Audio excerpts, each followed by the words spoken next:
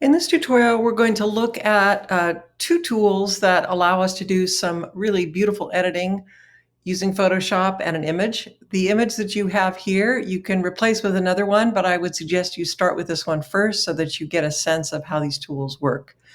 My workspace, if you want your desktop to look like mine, is set to Photoshop Essentials. So let's get started first, and let's look at, let's just assume that your client has said that they want to replace the fillings in these sushi, I'm sorry, with different contents. So let's go to how we can select and how we can do that quickly. So over here, sorry, that's a little hover state of a tooltip. If we go over here to the selection tools, we see that there's if we right click, we can see that there's quick selection, object selection, quick selection, and magic tool. We're going to look at object selection tool. And the way this works is it has machine-based learning that can interpret and identify areas that the image that is likely the subject of the image, not just background, but like a featured element in the image. So let's just start out now. We're in that tool. We're going to hold down our mouse and we're just going to grab around this piece of sushi.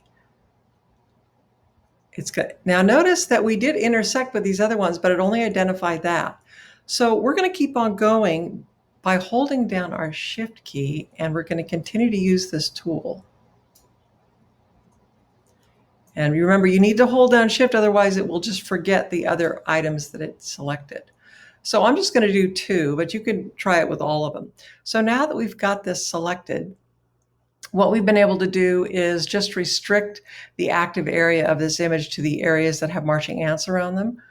So now we're going to move down here to the clone stamp tool. And notice that we moved into this tool, but the marching ants are still there. So what we're going to do is we're going to, I've got my brush set to 100. And this is how this tool works. If you hold down Option, first you click on an area that you want it to identify. And that area is rice. So now I'm going to let go, and that means that it's identified that brush as wanting to replicate what I had identified by holding down the Option key. Now I'm going to make my brush a little bigger now and continue to do that, holding down Option to identify the rice. Now,